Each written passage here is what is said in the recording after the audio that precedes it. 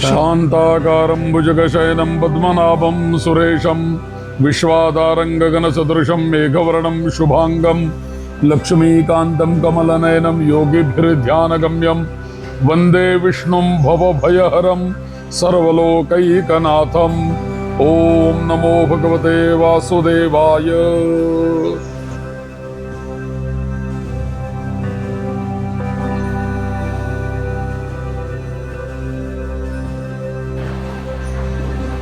वक्रतुंड महाकाय सूर्यकोटि समप्रभ निर्विघ्नं कुरु मे देव सर्वकार्येषु सर्वदा मंगलमूर्ति मोरया।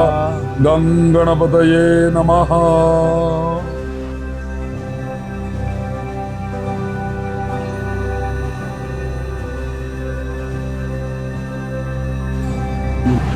नरसिंहाय नमः। श्री लक्ष्मी नरसिंहाभ्यां नमः।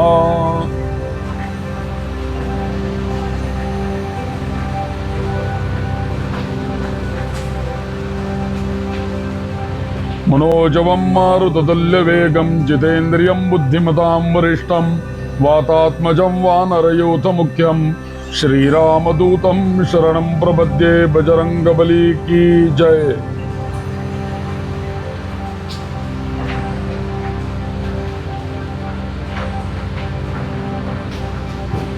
अश्वत्थाला नमस्कार।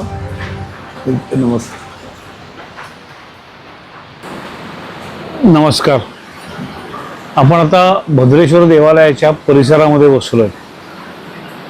आपण गाभाऱ्यात बसून आतापर्यंत शंकर उपासना, भद्रेश्वर देव, इथली पिंड, त्याचा आकार याविषयी आपण चर्चा केली।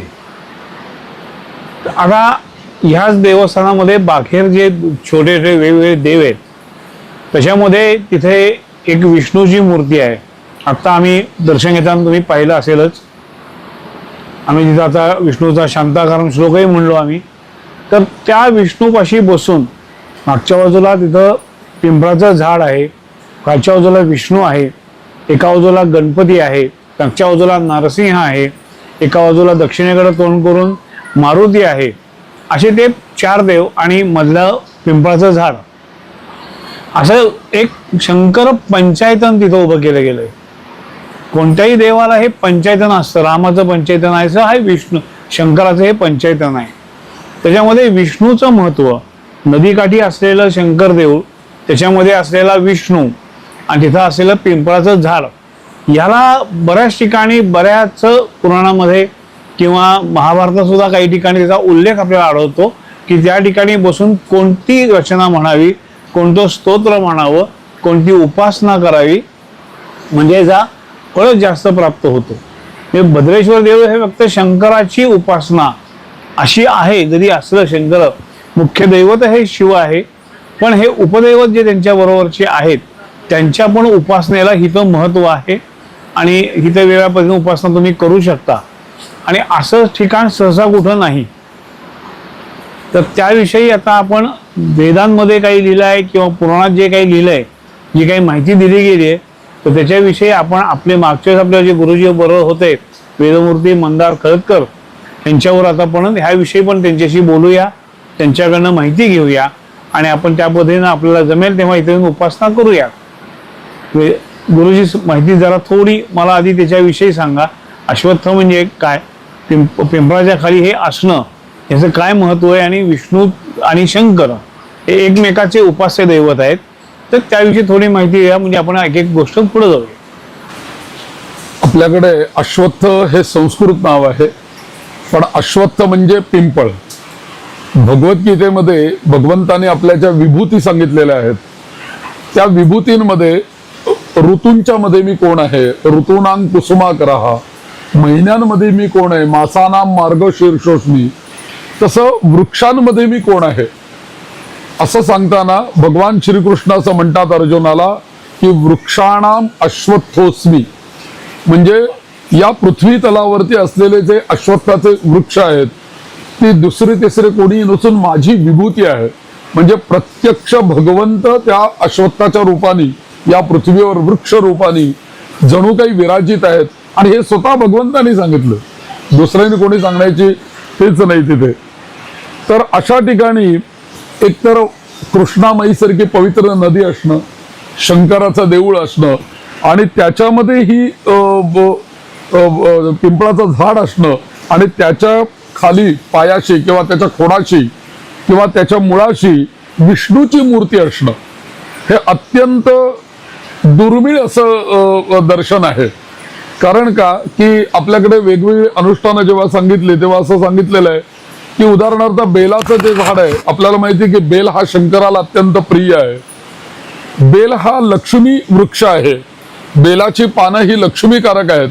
पण लक्ष्मीनी सुद्धा भगवान शिवांची उपासना करून त्यांना प्रसन्न करून विष्णूंची प्राप्ती केली अशी कथा देवी भागवतामध्ये येते. तर या बेलाच्या झाडाच्या खाली मुळाशी जर का आपण शिवलिंग ठेवलं आणि त्याची जर का यथासांग जर का पूजा केली तर त्या केलेल्या शिवपूजेचं आपल्याला लक्षपट फल प्राप्त होतं असं त्या अश्वत्थ बिल्व महात्म्यामध्ये सांगितलेलं आहे. त्याचप्रमाणे जर का आपण नदीकाठी असलेल्या पवित्र नदीच्या तीरावर असलेल्या जर का अश्वत्थ वृक्षाच्या मुळाशी जर का भगवान महाविष्णूंची स्थापना केली आणि त्या महाविष्णूंचं जर का आपण त्या ठिकाणी पूजन केलं तर आपल्याला त्याचं कित्येक पट कित्येक गुणिले आपल्याला फल त्याचं निश्चितपणे प्राप्त होतं. कारण का मुळामध्ये अश्वत्थ वृक्ष म्हणजे भगवान विष्णू आहेत आणि त्याच्या खाली त्यांचीच मूर्ती ठेवणं आणि त्यांची पूजा करणं हा एक प्रकारचा अमृत योग म्हटला पाहिजे. आणि अशा ठिकाणी त्या विष्णूंची पूजा करणं याचं फल हे खरं तर आपण शब्दामध्ये वर्णनच करू शकत नाही. परंतु तरी सुद्धा आपल्याला आपली पुराणं आणि आपली शास्त्र किंवा महर्षी व्यास ही मंडळी आपल्याला सांगतात की याचं अगणित फल आहे. आणि आध्यात्मिक दृष्ट्या पारमार्थिक दृष्ट्या महापुण्यदायी ही गोष्ट मानलेली आहे की अश्वत्थाच्या मुळाशी विष्णूंचं पूजन करणं. म्हणून पुराणांच्या नुसार हा जो अश्वत्थ वृक्ष आहे, पिंपळ वृक्ष आहे, हा जरी साक्षात विष्णूंचा स्वरूप असला तरी त्याची जी छाया पडते, या पिंपळाची छाया पडते, या छायेमध्ये जरी विष्णूंची मूर्ती असेल तरी सुद्धा त्याचं पुण्य जास्ती आहे. म्हणजे आपण तर त्या खोडाला अगदी चिकटून इथे प्रत्यक्ष आपण बघतोय की ती विष्णूंची मूर्ती अगदी खोडाला चिकटून आहे विष्णूंचं मंदिर. पण इथे तर शास्त्र म्हणते की त्याच्या छायेमध्ये जरी विष्णूंची मूर्ती आली तरी त्याचं हे ऊर्जा वाढते. मूर्तीमध्ये जे देवत्व असतं ना ते देवत्व या निसर्गातल्या अनेक घटकांमधून त्या पाषाणाच्या असलेल्या मूर्तीमध्ये ते देवत्व प्रगट होत असतं. मग ते वृक्षांमधनं, पाण्यामधनं, वायूमधून, जलामधून अशा अनेक प्रकारे प्राण हा त्या मूर्तीमध्ये संक्रमित होत असतो. आणि तुमच्या आमच्यासारख्या अनेक भक्त जेव्हा त्याला नमस्कार करतात, परिक्रमा करतात, तेव्हा आपली पण ऊर्जा आणि त्या भगवंताची ऊर्जा ही एकरूप होत असते आणि त्याने त्या मूर्तीचं अधिक देवत्व हे विकसित होत जातं. त्याला आपल्याकडे देव कला म्हटलेलं आहे. तर जेव्हा तुम्ही विष्णूंची मूर्ती या पिंपळाच्या छायेमध्ये आणता आणि त्याची पूजा करता तेव्हा वृक्षाच्या ठिकाणी असलेली विष्णू शक्ती ही त्या मूर्तीमध्ये संक्रमित होते. आणि आम्ही जेव्हा त्याची पूजा करतो त्यावेळेला त्या ऊर्जेचा म्हणजे आपली ऊर्जा, मूर्तीची ऊर्जा, अश्वत्थाची ऊर्जा हा एक त्रिकोण तयार होतो ऊर्जेचा आणि याचा एक प्रचंड आपल्याला लाभ होऊन जातो. त्याला खरोखरी आध्यात्मिक प्रगती करायची आहे, आपल्या स्वतःच्या ठिकाणचं पाप नाहीसं करायचं आहे, अशा मंडळींनी जरूर या अश्वत्थाच्या ठिकाणी येऊन अशी उपासना केली पाहिजे, एवढंच मी म्हणेन. मला असं सांगा की आता हे आपण अश्वत्थ त्याच्या छायेखाली असलेला विष्णू या विषयात आपण बोललो, यामध्ये अश्वत्थाची वेगळी काही उपासना आहे का आणि ती काही करता येते का, त्याचे काही श्लोक आहेत का, असे कुठं काही नोंदी आपल्याला मिळू शकतात का? श्लोक जे आपल्याला उपलब्ध आहे त्यामधला एक म्हणजे आपल्या या पुराणामध्ये येतो, अश्वत्थ वृक्षो जयति साक्षात विष्णुरात्मकः तन्मूले विष्णू रूपाणी स्थापयेत स मुक्तिभाग भवेत असं म्हटलेलं आहे. म्हणजे या अश्वत्थाच्या ठिकाणी विष्णूंची पूजा करणं म्हणजे त्या झाडाचीच विष्णू म्हणून पूजा करणं किंवा विष्णू मूर्ती ठेवून तिथे पूजा करणं मुक्तिभाग भवेत, तुम्हाला मुक्ती प्राप्त होईल असं सांगितलेलं आहे. अशा ठिकाणी नुसतं जरी दर्शन केलं आपण, बाकी काहीच करू नका, तिथे उपासना करू नका, काही करू नका, फक्त हात जोडून नमस्कार करणं किंवा दंडवत प्रणाम करणं, तर त्या वेळेला असा नमस्कार केल्याने सुद्धा आपल्याला विष्णू आणि अश्वत्थ शक्ती या दोन्ही एकत्र आपल्याला लाभ होतो. कारण अश्वत्थ सन्निधो विष्णोः प्रतिमां पूजयेत्तु यः न तस्य दुर्लभम काही चैह लोके परत्रच. या अश्वत्थाच्या ठिकाणी अश्वमूर्ती आणि तिथे आपल्याला नमस्कार करायला मिळणं. व्यास म्हणतात की या पृथ्वी तलावरती आणि स्वर्ग लोकामध्ये याच्या इतकं दुर्लभ दर्शन कुठलंच नाही. हे अत्यंत दुर्लभ दर्शन आहे समोरचे व्यास म्हणतात. तर अशा ठिकाणी हात जोडा. मग आपल्याला इथे उपासनाच करायची जर का म्हटली तर कोणकोणती उपासना करता येईल. तर जेव्हा अश्वत्थ वृक्षाच्या शेजारी विष्णू असतात आणि समोर शिवाचं मंदिर असतं, खऱ्या अर्थाने ब्रह्मा विष्णू आणि महेश पुन्हा एकदा तीनही शक्ती एकत्र होतात. कारण त्या अश्वत्थाच्या मुळामध्ये, खोडामध्ये आणि वरच्या शेंड्यामध्ये ब्रह्मा विष्णू आणि महेशच त्याच्यामध्ये स्थित आहेत. शिवाय विष्णू त्याच्या पायाशी आहेत आणि समोर शिवा आहेत. ब्रह्मा विष्णू महेश पुन्हा एकदा त्रिकोण तयार होतो आणि कृष्णामाई नदी शक्ती पण त्याच्यामध्ये आहे. श्रीकृष्णाचं रूपच येते, कृष्णांचं रूपच आहे. या सगळ्या गोष्टींचं पुन्हा एकदा ऐक्य झाल्यानंतर या जगतातली उत्पत्ती करणारी देवता, स्थिती ठेवणारी देवता आणि लय करणारी देवता, या प्रचंड सामर्थ्य संपन्न असलेल्या या तीनही देवता या एकत्र आपल्याला एका ठिकाणी मिळतात आणि त्यांची पूजा केल्याने मग तिथे कोणता मंत्र म्हणावा. या विष्णू सहस्रनामामध्ये आपल्याला भीष्मांनी जे सांगितलेलं आहे त्याच्यामध्ये असं म्हणतात, अश्वत्थ सन्निधौ पार्थ ध्यात्वा मनसी केशवम. या अश्वत्थाच्या पाशी बसा आणि ध्यात्वा मनसी केशवम, तुम्ही हे विष्णू सहस्रनाम म्हणा. याचा अगणित पुण्य या विष्णू सहस्रनामाच्या फलश्रुतीमध्येच सांगितलेलं आहे. दुसरी गोष्ट, समजा आम्हाला विष्णू सहस्रनाम आठवलं नाही, पाठ नसेल, पुस्तक जवळ नसेल, तर आम्ही काय करू शकतो. मग अशा वेळेला त्या ठिकाणी बसून आपण ओम नमो भगवते वासुदेवाय या मंत्राची एक माळ नक्की करू शकतो या अश्वत्थाच्या सन्निधी बसून. दुसरी गोष्ट, इथे शिव आणि विष्णू हे दोघ जण एकरूपच आहेत. म्हणजे प्रत्यक्ष शिव हे विष्णू स्वरूप आहेत आणि विष्णू हे शिव स्वरूप आहेत. अश्वत्थाच्या मुळाशी जर का विष्णू स्थापन केलेला असेल आणि शेजारी जर का श्री कृष्णेसारखे पवित्र नदी असेल, तर आज आपल्याला अनेकांच्या घराण्यामध्ये पितृदोष आहेत.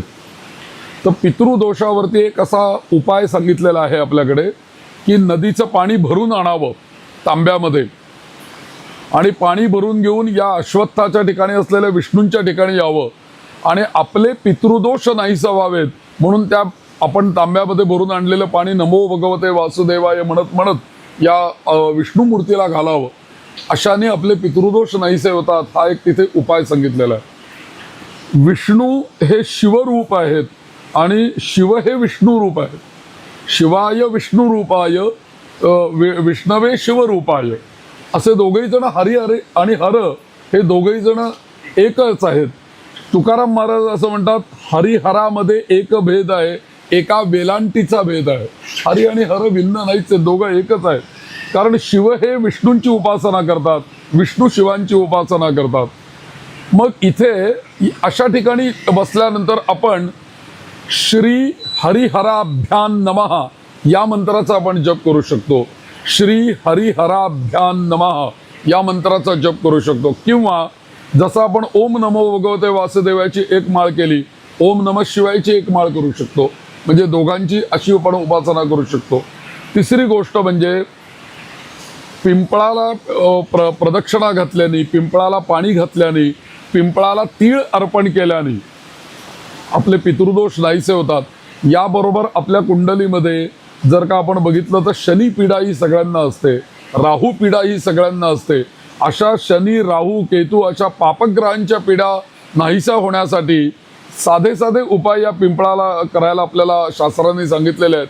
ते म्हणजे एकतर आपले जे तीळ असतात, काळे तीळ, हे काळे तीळ या पिंपळाला व्हावेत किंवा पिंपळाच्या भोवती त्याच्या बाजूला असलेल्या जमिनीवरती ते टाकावेत आणि पाणी घालावं.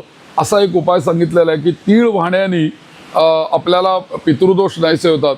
इतकंच नव्हे तर कृष्णा नदीचंही पण सांगितलेलं आहे की पाण्यामध्ये तीळ घालायचे, तिळाचं पाणी तयार करायचं आणि माझ्या सर्व पितरांना हे माते मुक्ती मिळू देत आणि माझा पितृदोष नाहीसा होऊ दे म्हणून ते तिळाचं पाणी नदीमध्ये अर्पण करावं. हाही एक दोषाच्या नाशाकरता उपाय सांगितला. विष्णूंच्या करता ही गोष्ट सांगितली. तिसरी गोष्ट म्हणजे संपूर्ण आपण विष्णू सहस्रनाम नाही म्हणू शकलो तर आपण त्यांचं एक कुठलंही नाव, गोविंद असू दे, माधव असू दे किंवा अच्युत, अनंत किंवा गोविंद असू देत, यापैकी कुठलंही जे नाव आपल्याला आठवेल ते कुठलंही नाव जरी आपण म्हटलं, आणि सगळ्यात मी तुम्हाला महत्त्वाचं नाव सांगतो, आपल्याला सोपं म्हणायला अगदी, राम रामेति रामेति रमे रामे मनोरमे सहस्रनाम तत्तुल्यम राम नाम वरानने. म्हणजे या संपूर्ण सहस्रनामाचं फल जे आहे ते एका रामनामामध्ये याच्यामध्ये भगवान शंकरांनी सांगितलेलं आहे. आज आपण या ठिकाणी जर का बघितलं तर या शंकरांच्या मंदिरासमोर जसा अश्वत्थ आहे, अश्वत्थाच्या मुळाशी विष्णू आहे, बरोबर त्याच्या पाठीमागे रामाचं मंदिर आहे. हेही आता, आणि तिथली मूर्ती तर आता आपण बघितली, काका त्या मूर्तीबद्दल विशेष सांगतील आपल्याला. परंतु रामनाम वरानने म्हणजे एक रामनाम जरी आपण तिथे माळ केली, श्रीराम जयराम जय जयराम बसून, तरी सुद्धा आपल्याला विष्णू सहस्रनामाचं फल तिथे प्राप्त होईल आणि ही सगळी फलं आपल्याला प्राप्त होतील. इतक्या सोप्या सोप्या उपासना सांगितलेल्या आहेत. मात्र काही काही गोष्टी या महत्त्वाच्या आहेत की शनिवारी भगवान विष्णू आणि लक्ष्मी या दोघंही जण पती पत्नी, विष्णूंची शक्ती लक्ष्मी आणि विष्णू हे नारायण आणि लक्ष्मी हे दोघंही जण शनिवारी सकाळी सूर्योदयापासनं शनिवारच्या संध्याकाळच्या सूर्यास्तापर्यंत दिवसभर या अश्वत्थापाशी असतात. म्हणून ज्यांना असं वाटतं की आपलं कर्ज लवकर मिटावं, त्यानंतर आपल्याला आर्थिक समस्या दूर व्हाव्यात, अशा लोकांनी शनिवारी या पिंपळाचं आवर्जून दर्शन घ्यावं. आणि विष्णू जर का तिथे असतील तर तिथे बसून ओम नमो भगवते वासुदेवाची माळ करावी. किंवा शनिवारी आपल्याकडे असं सांगितलं आहे की तीळ, गूळ आणि पाणी या गोष्टी किंवा मोहरीचं तेल हे त्या पिंपळाच्या झाडाला अर्पण करावं. त्यांनी सप्तजन्माचं दारिद्र्य नाहीसं होतं असं आपल्या अश्वत्थ महात्म्यामध्ये सांगितलेलं आहे. त्या अश्वत्थ स्तोत्रामध्येच ही गोष्ट आलेली आहे.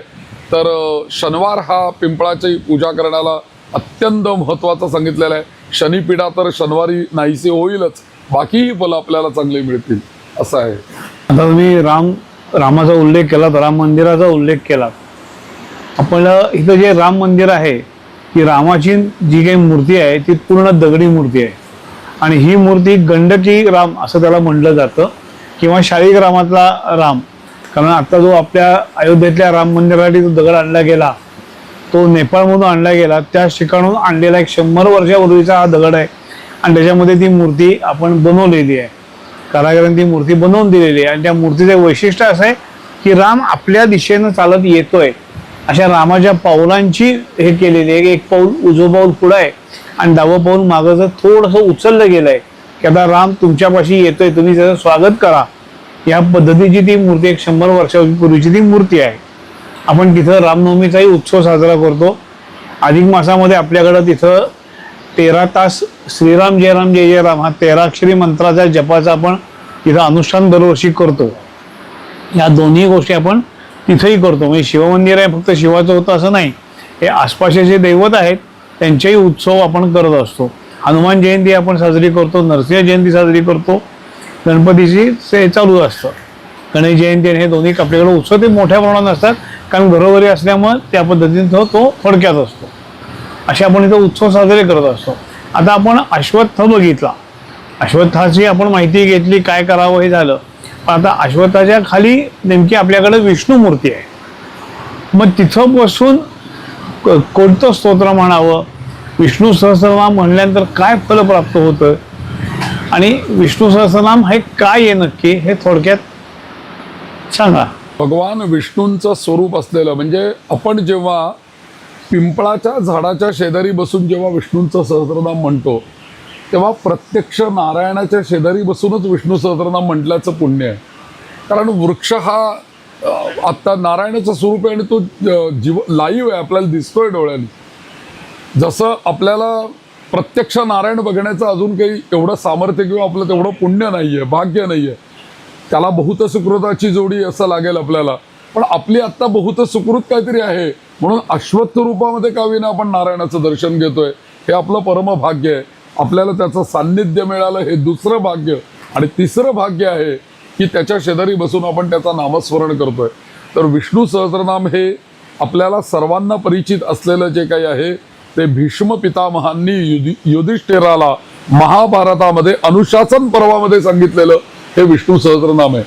पण इथे या देवालयाचं हे बघत असताना इथे शिव जे आहेत हे शिव जसे विष्णूंचे उपासक आहेत तसं भगवान शंकरांनी जेव्हा हलाहल नावाचं विष प्राशन केलं त्यावेळेला सगळ्यांनी प्रश्न विचारला की तुम्ही हलाहल नावाचं विष पचवू कशा शकलात. तेव्हा शिवांनी असं उत्तर दिलं की मी भगवान विष्णूंची अच्युत अनंत आणि गोविंद आणि राम नाम याचा सतत जप केल्यामुळे मला त्या हलाहल विषाचा त्रास झाला नाही. म्हणजे हे शिव सांगतात. आणि मग या 3 नावं उच्चारायला थोडंसं जोडाक्षर कठीण आहेत. मग सोपं नाव मी नेहमी म्हणत असतो म्हणून समर्थांनी सुद्धा आरतीमध्ये म्हटलं की शतकोटींचे बीज वाचे उच्चारी 100 कोटी श्लोकांचं एक बीज महादेव आपल्याला सांगतात राम नाम वरानने. म्हणून राम नामाचा मी सतत जप करतो. म्हणजे इथे बघा कसं ऐक्य आहे. भगवान शिव हे मुख्य आहेत. त्या देवालयाचं नाव आहे भद्रेश्वर. त्याच्या बाहेर बघितलं तर विष्णू आहेत आणि शंकर ज्यांचं जप करतात रामांचं नाव ते राम समोर आहेत. म्हणजे या सगळ्या गोष्टी कशा महादेवांशी जोडल्या गेलेल्या आहेत आणि हे सगळं पुराणांमध्ये आपण जसं वाचतो किंवा आपण ऐकतो हे आपल्याला प्रत्यक्ष या ठिकाणी कसं दर्शन होतंय हे बघून आपल्याला फारच आनंद होईल. म्हणजे आम्हाला तर खूप आनंद झाला. काका सांगतायत आणि त्याच्यावर आम्ही ऐकतोय सगळं हे. पण मला या सगळ्या गोष्टी ऐकल्यानंतर प्रत्यक्ष मी इतक्या वेळ राम मंदिर बघितलं नव्हतं पण काकांनी आत्ताच ते दाखवलं.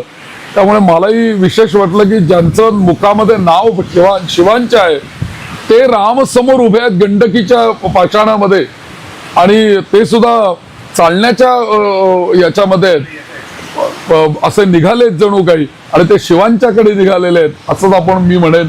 कारण ते शंकरांचं देऊळ इथे प्रमुख आहे. तर अशा या गोष्टी पाहून या ठिकाणी आपल्याला वेगवेगळी उपासना जसं मी भीष्माचार्यांनी सांगितलेलं हे विष्णू सहस्रनाम आपल्याला सगळ्यांना माहिती आहे ज्याची सुरुवात विश्वम विष्णुर्वचटकारो असं आहे. आत्ता या घडीला ग्रंथांमधनं जर का आपण बघायला गेलं तर एकंदरीत स्कंद पुराणामध्ये एक विष्णू सहस्रनाम आहे. त्याच्यानंतर अनेक बाकीच्या 2-3 पुराणांमधलं जर का आपण बघितलं तर एक 6 ते 7 विष्णू सहस्रनाम वेगवेगळी आपल्याला वेगवेगळ्या पुराणामध्ये मिळतील.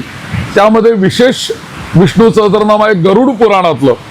तर गरुड पुराणातलं विष्णू सहस्रनामाचं काय वैशिष्ट्य आहे कारण गरुड पुराण हे मुळात कसं आहे तर गरुडाने विचारलेल्या प्रश्नांची उत्तर विष्णूंनी दिलेली आहेत. म्हणजे विष्णूंनी स्वतः ते गरुड पुराण सांगितल्यासारखं झालेलं आहे आणि गरुड फक्त ऐकतायत प्रश्न विचारून थांबतात पुढे ऐकायचं काम करतात. तसं या गरुडाने विचारलेल्या प्रश्नांवरती जी उत्तर दिली आहेत त्याच्यामध्ये भगवंतांनी स्वतःची नावं सांगितलेली आहेत सगळी. त्यामुळे गरुड पुराणामध्ये ही सगळी विष्णूंचे सहस्रनाम हे आलेलं आहे आणि त्याची पण फलश्रुती अर्थातच गरुड पुराण हे मुक्ती देणार आहे. गरुड पुराण सद्गती देणार आहे. तसं हेही विष्णू सहस्रनाम हे जीवाला सद्गती देणार आहे मुक्ती देणार आहे. याशिवाय अजून एक पुराण आहे ते म्हणजे स्कंद पुराण. या स्कंद पुराणामध्ये एक विष्णू सहस्रनाम येत आहे. या विष्णू सहस्रनामाची गंमत अशी आहे की ब्रह्मदेवाला सृष्टी निर्माण करायची आहे पण त्या ब्रह्मदेवाला सृष्टी निर्माण करताना संभ्रम निर्माण झाला. कशी करावी सृष्टी निर्माण काय करावं आणि असे उदासून बसलेले होते आणि तेवढ्यात मार्कंडेय मुनींची त्यांची भेट झाली आणि मार्कंडेय मुनींनी या ब्रह्मदेवाला विष्णू सहस्रनाम सांगितलं आणि ते विष्णू सहस्रनामाची उपासना ब्रह्मदेवाने केली सृष्टी निर्माण केली. अशी कथा सरळ सरळ स्कंद पुराणामध्ये येते. मात्र हे विष्णू सहस्रनाम हे पूर्णपणे वेगळं आहे बरं. याची फलश्रुती वेगळी आहे. यातली विष्णूंची नावं वेगळी आहेत आणि जे आपण म्हणतो त्यापेक्षा हे वेगळं विष्णू सहस्रनाम आहे. या विष्णू सहस्रनामाचा अजून एक मी तुम्हाला कौतुक सांगेन की हे संपूर्ण विष्णू सहस्रनामाची फलश्रुती पण मार्कंडेयांनी सांगितली. पण सगळी मार्कंडेयांची फलश्रुती सांगितल्यानंतर भगवंतानी ते स्वतः ऐकलं विष्णू सहस्रनाम. ते स्वतः तिथं उपस्थित ब्रह्माच म्हणतायत ना. ब्रह्मदेव विष्णू सहस्रनाम म्हणतायत विष्णू ऐकतायत शिव पण ऐकतायत. हे ऐकत असताना हे सगळं ऐकून झाल्यावर फलश्रुती ऐकल्यानंतर नारायण भगवान विष्णू मार्कंडेयांना म्हणतात तुझं झालं का सगळं सांगून म्हणून झालं का. तो म्हणाला झालं माझं म्हणून एक श्लोक म्हणला तर मी सांगतो. म्हणून या संपूर्ण विष्णू सहस्रनामामधला शेवटचा फलश्रुतीतला शेवटचा श्लोक हा भगवान विष्णूंनी नारायणांनी त्या विष्णू सहस्रनामामध्ये घातलेला आहे आणि तो असा घातलेला आहे की जो कोणी हे विष्णू सहस्रनामाचं पठण करेल किंवा श्रवण करेल किंवा वेळोवेळी त्या माझी आठवण काढेल, त्यावेळेला या विष्णू सहस्रनामाच्या उपासकाला माझं स्वतःचं सान्निध्य मी देईन आणि माझ्या वैकुंठ लोकाला घेऊन जाईन. पण कसा घेऊन जाईन? माझ्या गरुडावर बसून मी त्याला वैकुंठामध्ये घेऊन जाईन. जसा तुकाराम महाराजांना गरुड न्यायला आलेला होता, इतकं सामर्थ्य या एका विष्णू सहस्रनामाचं आहे. आपल्याला एकच फक्त भीष्मांचं माहिती आहे, एक वकारादी विष्णू सहस्रनाम म्हणून आलेलं आहे. सगळी 1000च्या 1000 नावं फक्त व अक्षरापासून सुरू होतात आणि आपल्या सगळ्या भाषाशास्त्रामध्ये व हे अक्षर वम इथे अमृत बीजम म्हटलेलं आहे. व हे अमृत आहे. वम म्हटल्याबरोबर अमृत आहे. रम म्हटल्यानंतर अग्नी आहे. तसं वम म्हटल्यानंतर अमृत म्हणजे 1000 वेळेला अमृतत्व चा स्पर्श झालेली अशी वकाराने सुरुवात होणारी वकारयुक्त सहस्रनामावली आहे. लक्ष्मी नारायण सहस्रनामावली आहे. अशी 5-6 प्रकारची विष्णू सहस्रनाम, त्याची वेगवेगळी फलं आपल्याकडे सांगितलेली आहेत. वेगवेगळ्या पुराणांमध्ये ती आलेली आहेत. आपण भक्तगणांनी याचा जरूर विचार केला पाहिजे आणि अशा तीर्थक्षेत्रामध्ये येऊन त्याचं या अश्वत्थ सान्निध्यामध्ये किंवा या विष्णूंच्या ठिकाणी ते पठण केलं पाहिजे वारंवार. त्याचा आपल्याला जास्ती फल मिळेल. हे विष्णू सहस्रनामाचा इथं जास्त उपयोग होऊ शकतो. त्या ठिकाणी येऊन बसून म्हणलं त्याच्यात जास्त फलश्रुती आणि जास्त पद्धतीनं फळ मिळू शकतं. याचं कारण असं आहे की एक श्लोक सांगतो मी यात जाता जाता. अशा ठिकाणी येऊन उपासना करण्याचं काय महत्व आहे? महर्षी व्यास आपल्याकडे असं म्हणतात, गृहे एक गुणं जाप्यम अरण्ये द्विगुणम स्मृतम गोष्ठे शतगुणं जाप्यम सहस्रम पर्वते तथा. सरळ याचा अर्थ असा झाला की स्वगृही जर का जप केला, आपल्या घरातल्या देवघरामध्ये वगैरे बसून एक माळ आपण केली तर जेवढा आपण केला तेवढं फल मिळेल, नाही असं नाही. पण हाच जर का जप एक गुणी आपल्याला फळ देऊन गेला. आम्ही एखाद्या वनामध्ये गेलो, जंगलामध्ये, आणि तिथे एखाद्या वडाच्या झाडाखाली किंवा मोठ्या झाडांच्या समूहामध्ये जाऊन बसून जप केला तर आपला एक गुण अजून फल वाढतं, द्विगुण फल मिळतं. अरण्ये द्विगुणम स्मृतम, दुप्पट मिळतं आपल्याला फळ. गोष्ठे शतगुणम म्हणजे एखाद्या गायी बांधण्याच्या गोठ्यामध्ये जर का जाऊन आपण जप केला तर आपल्याला 100 पट त्याचं फल मिळतं. बरं, सहस्रम पर्वत आहे तसा. समजा का पर्वतावरती आपण जाऊन उंच ठिकाणी जाऊन जर का बसलो तर आपल्याला सहस्रपट त्याचं फल मिळतं. आणि जेव्हा आम्ही एखाद्या नदीच्या ठिकाणी जाऊन जप करतो तेव्हा त्याचं 10 सहस्रपट फल मिळतं. मग आम्ही इथे जर का विष्णूंचा जप केला तर या कृष्णामाईच्या सान्निध्यामध्ये, शिवांच्या सान्निध्यामध्ये, विष्णूंच्या सान्निध्यामध्ये आम्ही एक माळ करायची आहे. उरलेलं सगळं अकाउंट ते आपलं भरणार आहे. सगळ्या अकाउंटमध्ये बॅलन्स ते टाकून देणार, कारण किती महात्म्य आहे. म्हणून या अशा ठिकाणी केलेला जप जो आहे अनंत पट फल देईल, अनंत पट फल देईल. म्हणून इथे येऊन विष्णू सहस्रनाम या मी नक्की असं म्हणेन की आपण जरूर वेळ काढावा. जेव्हा जेव्हा जमेल तेव्हा या अश्वत्था आणि थोडीशी प्रत्येक भक्ताने आहे ना सेवा पण केली पाहिजे. मी आता बरेच वेळेला शनिवारी पिंपळाला जातो, तुम्हीच सांगितलंय म्हणून जातो. तर शनिवारी पिंपळाला गेल्यानंतर काय होतं की तिथे ते आपलं काही व्हायला गेलो आपण की काहीने फोटो आणून टाकलेले असतात, कोणी काही घरातले देवारे आणून टाकलेले असतात, कोणी पोथ्या आणून टाकतात. तिथे असा सगळा घरातला नको असलेला कचरा त्या अश्वत्थाच्या मुळाशी आणून टाकतात. पहिल्यांदा हातामध्ये झाडू घेऊन आपल्याला तो साफ करावा लागतो, कारण आपल्याला पूजा करायची असते ती. तर माझं आपल्या सगळ्या भक्तांना आवाहन आहे की आपण जेव्हा अश्वत्थ रूपी नारायणाची पूजा करायला याल, तिथे जप करायला याल, तेव्हा 5-10 मिनिटं काहीतरी सेवा पण द्या. तन मन आणि धन अशी सेवा करावी आपल्याकडे. थोडीशी शरीराने पण सेवा द्यावी. एखादा झाडू घ्यावा, ते झाड स्वच्छ करावं, त्याच्या भोवताली काही मुंग्या झाल्या असतील, अमुक झालं असेल, काही घाण कोणी टाकली असेल, स्वच्छ करावं, पवित्र करावं, मग त्याची पूजा करावी, असं मी सगळ्यांना आवाहन करेन. नाही तर त्या वाहिलेल्या लोक काय करतात की तिथे जे काही घाण पडलेले असतील त्या घाणीतच सगळे येऊन वाढून वाहत बसतात.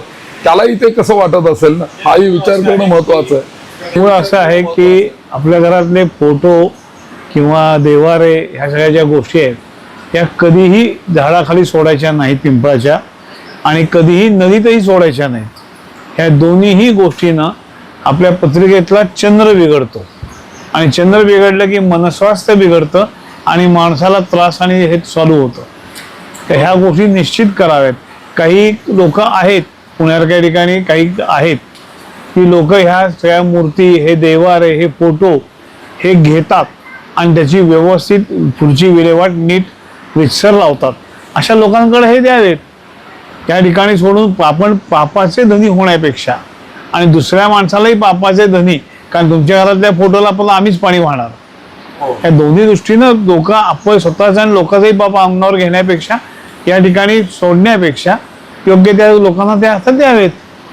आणि आपल्याकडे ज्या व्हायला वस्तू सांगितल्या आहेत ना, तीळ वाहणं, गुळ वाहणं किंवा साखर वाहणं, या गोष्टी आपण व्हायल्यापासून आहे ना एक 15-20 मिनिटाच्या आत तिथून नष्ट होतात. का? मी स्वतः बघितलेली आहे ही गोष्ट. मी तिळाचं पावडर वाहिली, गुळाची पावडर वाहिली, साखर वाहिली. मी एक अर्धा पाऊण तासाने परत तिथे जाऊन बघितलं तर ते सगळं नष्ट झालेलं होतं. का? तर त्या प्रत्येक पिंपळाच्या झाडाखाली मला वैशिष्ट्य, तिथे बारीक बारीक मुंग्या, कीटक असे अनेक असतात. त्यांना ते इतकं आवडतं ते आपल्या घरात घेऊन जातात ते. त्यामुळे पिंपळ पुन्हा आहे तसा स्वच्छ राहतो. म्हणजे आपल्या पूर्वजांनी हा विचार केलेला आहे की तुम्ही झाडाला काय व्हाल तेच व्हायला सांगितलेलं आणि तेच व्हावं, एवढं मी म्हणेन. आणि या पिंपळाच्या बाबतीत एक असा श्लोकच येतो की मूलम ब्रह्मा त्वचा विष्णु सखा शंकरमेवच पत्रेका सर्व देवानां वृक्षराज नमोस्तुते.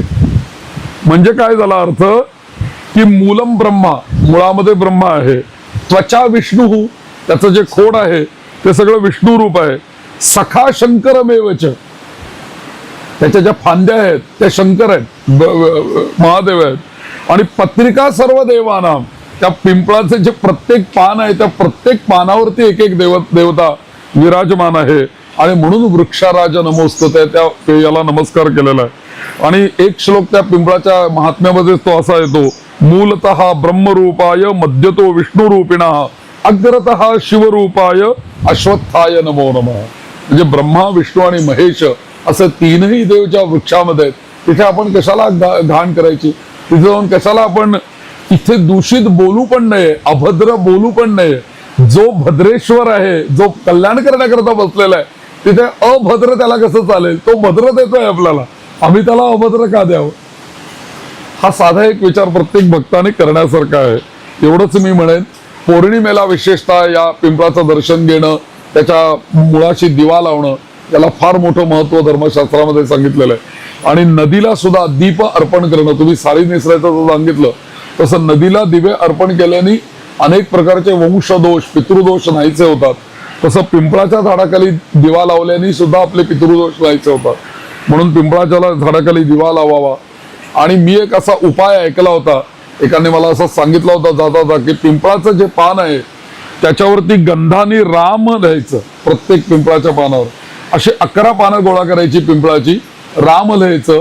आणि ती राम लिहिलेली पानं एक तर तुम्ही शिवपिंडीवरती नेऊन वाहा किंवा मारुतीच्या चरणाशी नेऊन ठेवा. त्याचं फल सांगितलेलं आहे.